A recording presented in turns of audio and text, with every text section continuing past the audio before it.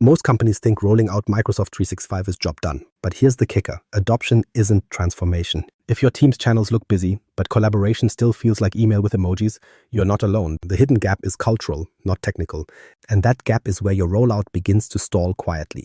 In this session, we'll show you why M365 success only comes when technology, mindset, and organizational relationships move forward together. Because if one lags, the tools don't matter. So, is your M365 rollout quietly failing, son? The hidden trap of we already rolled out M365. Most leaders assume that because Microsoft 365 is rolled out, the real work is done. The licenses are active, Teams is live, and SharePoint sites are online.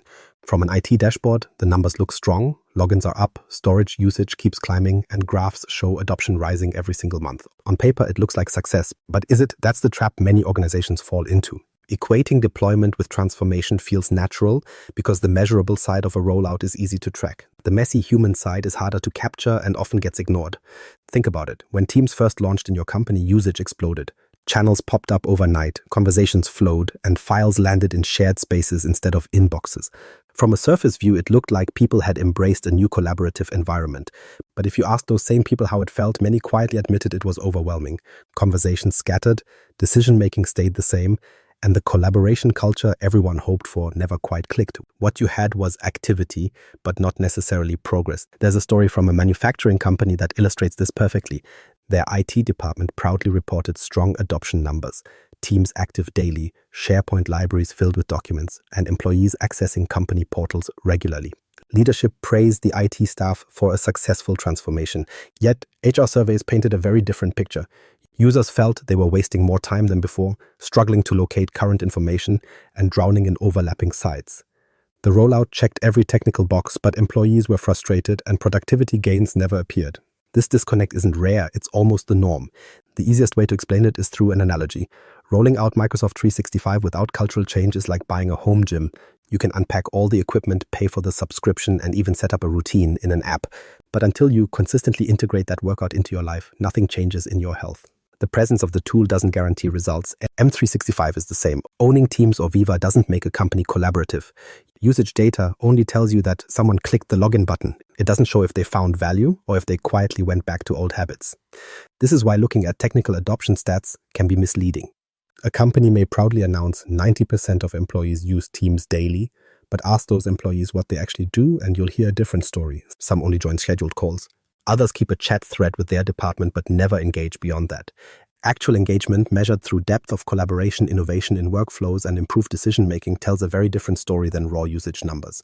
The fact that someone logged in doesn't mean their working habits actually changed. And here's the tension. Behavior doesn't shift just because a new button appears on the ribbon. A culture that relied on email doesn't magically transform into a dynamic, transparent collaboration model overnight. Pressuring staff with mandatory Teams channels or scripted intranet check-ins often backfires, making the change feel like an additional burden rather than a better way to work. This is where so many rollouts falter. They underestimate how powerful habits and workplace norms can be. To bridge this gap, you need something more than rollout checklists. This is where the idea of a meta perspective comes in. Instead of looking at M365 as tasks to complete or tools to activate, it means zooming out and viewing the technology as part of a longer journey. Adoption is not about the switch from email to Teams or from file shares to SharePoint. It's about aligning these changes with how people relate, how leaders communicate, and how the business itself grows. Without that longer horizon and shared perspective, the rollout tops out at compliance, not transformation. That realization is the mini payoff here. Just because a tool is deployed doesn't mean it transformed your business. Rollout only signals the starting line, not the finish. Once leaders see this clearly, the conversation shifts away from usage reports toward building a culture that continuously evolves with the toolset. When that happens, Microsoft 365 is no longer just a suite of apps employees are told to use. It becomes an environment that reflects and reinforces how the company works together. And that's the point at which we stop asking if the rollout succeeded and start asking how M365 can grow as part of the organization itself. Which leads to the deeper question: what happens when we stop treating these apps as isolated tools and begin viewing them as a living system with culture baked right in? Why a meta perspective changes everything. What if the real game changer isn't the tools at all, but how far you zoom out to view them? Most organizations work with Microsoft 365 as if it were a set of software packages to deploy, install Teams, launch a SharePoint intranet, activate Viva, tick the boxes, send out the change emails, and consider the job complete. That's one way to look at it. The problem is that this perspective assumes value is created at the moment deployment ends, yet the actual story of collaboration, communication, and adoption stretches far beyond the finish line of a project plan. The tools are just the beginning. The real question is how they evolve inside the company over years, not months. If we approach M365 only through operational rollouts, the horizon stays short. The logic behind project plans is to declare victory once the tools are live. But culture doesn't run on technical deadlines. Employees don't suddenly alter how they cooperate just because a new site or channel exists. Habits take time, leadership support has to be sustained, and systems require ongoing refinement. When companies stop at launch, they effectively freeze innovation at the point of deployment. What starts as momentum quickly flattens into routine. And this is where tension builds. In most companies, IT aims to be efficient, stable logins, clean audits, and smooth integrations. Leadership has a different lens, often centered on growth, innovation, and shaping the organization's future. Meanwhile, users are thinking about something else entirely. They simply want to get their work done without extra friction added to their day. Those three perspectives, IT stability, executive vision, and user tasks, rarely align from the start. Imagine three arrows all pointing in different directions. Even if each arrow individually looks correct, the overall force doesn't move the business forward. It creates drag, not velocity. In practical terms, that's why intranets stall, Teams channels sprawl, and employees drift back into old habits. Each group thinks it is contributing to transformation, but because the vectors don't overlap, everyone ends up pulling against one another. It sees adoption, leadership sees stalled innovation, and staff feel more burdened than supported. The lack of coherence is rarely recognized because every team points to its own metrics of success. The friction only becomes clear once people admit that collaboration hasn't improved and decisions still feel bogged down. Consider the experience of ST Extruded Products Germany. Their M365 journey didn't reveal its real shape in the first year or even in the second. It was only after 5 years of ongoing work that patterns came into focus. They realized that progress wasn't about perfecting teams or squeezing SharePoint into a glossy intranet template. It was about seeing the entire system as one living environment where IT, business goals, and daily user needs had to fit together. The whole perspective made individual frustrations start to make sense. Small inefficiencies weren't isolated failures. They were signals of a deeper need to treat the platform as a continuous development process. And this is the critical shift. Once you recognize Microsoft 365 as a long horizon journey, every decision changes. Instead of chasing quick deployments, you think about the phases of user confidence, leadership commitment, and cultural reinforcement over years. A team may not adopt Viva Insights the first year, but if the strategy considers how employee experience evolves, the tool has room to take root later. Rollouts stop being endpoints and instead become milestones in a longer arc of change. The ongoing nature of collaboration means the finish line never appears, which is frustrating if you want closure, but powerful if you want lasting transformation.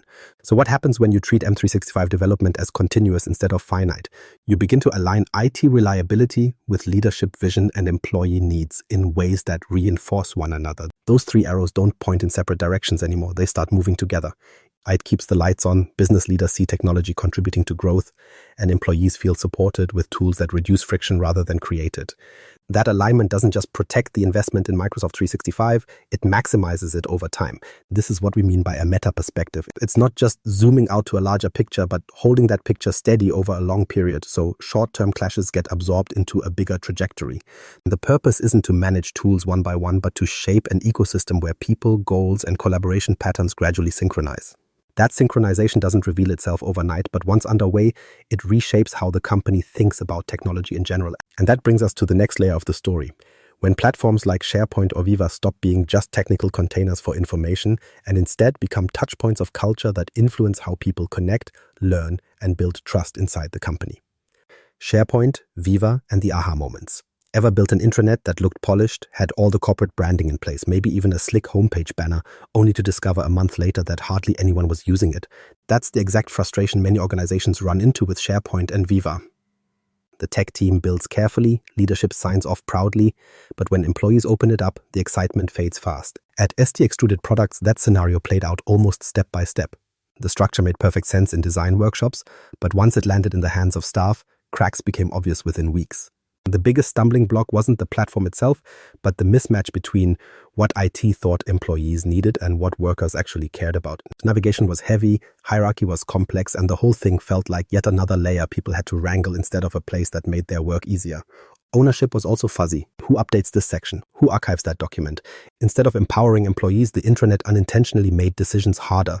Several people described the experience like opening a file cabinet that was already too full. Everything technically existed, but finding the one piece of information you needed took energy most workers didn't have to spare. The team assumed that employees wanted dedicated pages for every department and detailed announcements published in a formal layout. What came through quickly in user feedback was the opposite. People didn't want endless static pages. They wanted conversations. They wanted places where questions could be asked and answered openly, where updates were not just read only, but part of a flow. That was the first big aha moment. And instead of investing more into a glossy homepage, the real need was simplifying conversations so they felt like part of actual work. This disconnect is common. Organizations love the idea of a central intranet, but underestimate just how much design choices affect engagement. If one extra click stands between an employee and information they need daily, adoption drops instantly. Research on intranet usage consistently shows that complexity kills momentum. Employees stick when a site feels natural to their workflow, when there's clear ownership of content, and when updates mirror the rhythms of how teams already share knowledge. In other words, the more digital spaces feel like human behavior, the more likely they are to thrive. At ST Extruded Products, course correction only happened once they started testing directly with staff instead of assuming what they needed. As employees began voicing frustration, leadership and IT shifted strategy and pivoted to aligning the intranet with actual work habits. One team realized that weekly updates buried deep in a corporate news page weren't being read. When those same updates were surfaced in simpler feeds and tied to Viva dashboards, readership spiked instantly. That was another aha moment. Value didn't come from perfect formatting, it came from cutting friction. This is also where the role of Viva turned out to be eye-opening. Originally seen as an add-on, it emerged as a way to bridge the emotional and cultural gap. Viva Insights, for example, wasn't about another report, it was about reminding employees when to pause, reflect, or connect. Suddenly, the internet wasn't just about publishing, it was about how people felt at work. That changed the conversation. SharePoint moved from being a static storage site to becoming a backbone where communication felt alive, while Viva added the connective tissue that supported culture and balance. Framing these platforms as cultural infrastructure instead of publishing tools flipped expectations. Rather than measuring success through numbers of pages or documents uploaded, success started to look like whether people trusted the space as reliable, whether they went there first when they needed clarity, and whether they felt comfortable sharing openly. The intranet transformed from a digital shelf gathering dust to a genuine living space where collaboration practices were shaped daily. To achieve this transformation required iteration. Every round of feedback highlighted something different. Some tweaks worked, some didn't. But the act of listening and adjusting turned the system into something far more resilient than a project launched once and then forgotten. The bottom line here is straightforward. Technical build alone solves nothing. You can deploy the best designed SharePoint site, activate premium Viva modules, and still fail if people don't see them as meaningful. The lesson is that success hinges on engagement, continuous feedback, and iterative adjustments. The journey at ST Extruded Products proved that an intranet only works when employees recognize it as a space to connect, not just as another repository managed from afar. Tools become powerful when they are woven into the way people want to work, not when they extend the top-down structures that already frustrate them. And if refining an intranet environment reshapes culture this much, it's worth asking, what happens when even more transformative tools like Teams entrench themselves into workflows and begin changing not just where information lives, but how it flows in real time every single day? Teams Rollout, the effects that won't go away. Once Teams shows up, it doesn't go away. You can uninstall other apps, you can retire intranet pages, but Teams has this way of baking itself into the daily rhythm of the entire organization. Meetings, chats, files, tasks, it becomes the constant layer that everything else sits on. At ST Extruded Products, the rollout of Teams reshaped communication so thoroughly that even after years, it still defines how people expect to interact at work. The platform stopped being another tool and turned into a baseline expectation for how information moves. The early days looked promising but messy. Employees were quick to jump into chat threads, create new channels, and move their conversations out of Outlook. That part almost felt liberating. But the sudden flood brought its own problems. Duplicate content crept in everywhere. Sales had their channel, but then so did operations, with overlapping posts that confused everyone. Documents landed in multiple team folders without anyone sure which version was the one. Some teams created private groups instead of using the official spaces, and suddenly critical updates were fragmented. The boundaries of where information should live blurred fast. People joked it was like email with emojis, and in some ways that's exactly how it worked at first. Teams chat replaced the constant back and forth of email, but the volume didn't drop. Now it was scattered into threads, replies, and channel posts, sometimes hidden deep in a conversation that nobody saw until hours later. IT logs suggested soaring activity, but from the user's side, it was still chaos, just presented in a different package. This was a reality check. Simply moving conversation into a new platform doesn't automatically make it clearer or easier. Over time, though, teams started to leave marks that couldn't be ignored. People began expecting instant responses. Where email once allowed for a day's delay, a chat ping in Teams carried the unspoken rule of reply now. That subtle shift changed work rhythms. Colleagues knew who was available in real time, and managers began assuming more constant access. It led to friction in some cases, but it also led to a breakthrough. Conversations became more transparent. If you wanted to understand a decision or see a discussion, you didn't wait for someone to summarize, you opened the channel and saw it played out. New informal networks also emerged inside teams. Conversations that once happened only in office hallways or after meetings now had digital equivalents. A quick private chat between two engineers might spiral into a wider thread, sparking collaboration across departments. That kind of cross-connection simply didn't exist with email. It turned out to be a hidden benefit that encouraged knowledge to move horizontally through the company rather than always climbing vertically through managers first. Managers, however, had their own challenges. For some, teams gave more visibility into how projects moved forward. For others, it created the pressure of constant oversight. Threads revealed gaps in accountability, and suddenly people could see who responded quickly and who disappeared when tasks came up. Trust and authority started to look different. I'd also felt the strain. Provisioning teams, managing lifecycle policies, answering endless questions like, where should this document live?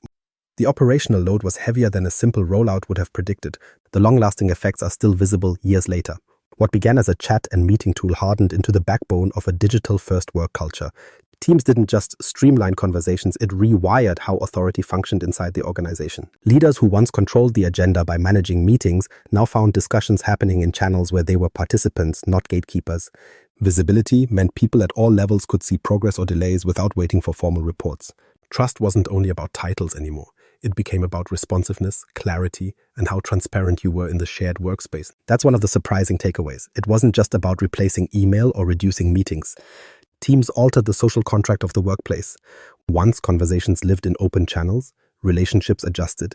Employees had greater confidence speaking up, decision-making sped up when the right voices joined threads, and transparency itself became a form of authority.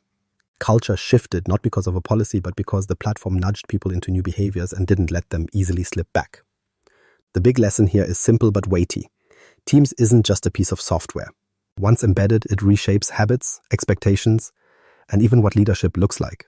The tool rewires culture not by instruction, but by how it structures daily interaction. That's why its effects don't fade with time. They only deepen as people internalize its rhythms. And if one collaboration tool can change culture this profoundly, it raises the next question. As organizations start experimenting with artificial intelligence layered on top of M365, what kind of cultural rewiring should we expect there?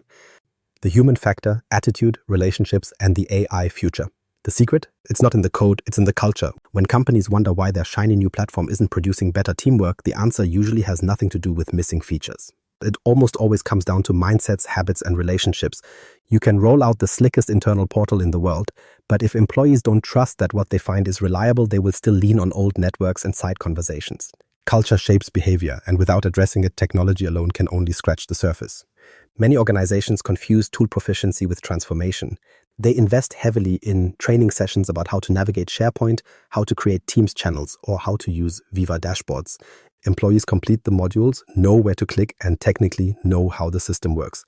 But knowing how to click through a menu isn't the same as believing the system is worth engaging with. That second part, the emotional adoption, is often overlooked. If staff don't see a reason to move their critical work inside the platform, they'll stick with email, calls, or even personal workarounds. Technology explains the how, but culture answers the why. Think about it like driving a car. It can give meticulous training on how to operate the engine, the brakes, and the dashboard controls. They can even test to make sure employees are certified drivers in the new environment. But none of that decides where people will drive. A workplace full of trained drivers might still have everyone sitting in the parking lot if trust and clarity about the destination are missing. Without leadership actively guiding how the tool contributes to purpose, employees default to the roads they already know best, even if they're less efficient. The experience of ST Extruded Products is worth pausing on here. Their rollout worked not because of perfect technical steps, but because leadership attitude set the tone. When managers showed consistent support, explained why changes mattered, and modeled usage themselves, employees picked up the behaviors more readily. There was less resistance, not because policies demanded it, but because trust in the leadership message gave credibility to the shift. Contrast that with companies where managers quietly bypass the new tools or only demand compliance from their teams without engaging themselves. In those environments, no amount of training sticks. Attitude from the top can accelerate adoption or stall it flat. And this is where the parallel to AI adoption becomes clear. We are on the edge of similar narratives with artificial intelligence tools being woven into the Microsoft 365 ecosystem. AI promises efficiency gains, smarter insights, and reduced manual tasks, but only if people actually trust and use it. If leadership treats AI as a mandatory productivity engine without addressing employee concerns, the same gap we saw in M365 adoption reappears. The tools will exist, the usage numbers may look acceptable, but the real behavioral changes will lag behind. Cultural acceptance is the difference between a chatbot gathering dust and a digital assistant employees rely on daily. That's the warning sign worth listening to. If trust, mindset, and culture aren't aligned, the rollout of AI will repeat the same cycle we've already seen. Excitement from IT, pressure from management, and lukewarm follow-through from users. And just like with Teams or SharePoint, the data may hide the problem because clicks don't equal transformation. Companies risk mistaking technical presence for actual change. Technology evolves fast, features appear, updates roll out, and new modules drop every few months. What doesn't keep up at the same pace is human behavior. Teams need time to settle into routines, people need proof that their input matters, and relationships need to adjust so collaboration feels natural rather than forced. Sustainable transformation happens when technology, people, and culture advance together. Leave one out, and the other two can't carry the load for long. That triad is the real measure of digital maturity. A company that buys every license but ignores culture is no more advanced than a company running on email alone. What makes the difference is how well tools fit with attitudes and how trusted relationships leverage them. Once that balance is in place, technology investments stick, behaviors change, and momentum builds with each iteration. That's not a checklist IT can complete on its own. It requires leadership, trust, and user ownership working alongside the technical foundation. Which is why the journey with Microsoft 365 is more than tools or specific app rollouts. It's a roadmap for how organizations will handle the even bigger waves ahead. The challenge isn't figuring out the latest feature set. It's building a culture resilient enough to keep transforming, whether with M365 today or with AI tomorrow. Tools by themselves never change how a company works. What actually shifts collaboration is the mix of attitude, trust, and the relationships people build around the tools. That's why one rollout thrives and another stalls, even with the same software stack. So here's the challenge. Don't just ask if M365 is deployed. Ask if it's evolving as part of the culture. Are leaders modeling the change? Are employees shaping how it grows? Because in the end, if culture and relationships lag behind, the presence of the tool doesn't matter. The investment sits there underused while habits stay the same.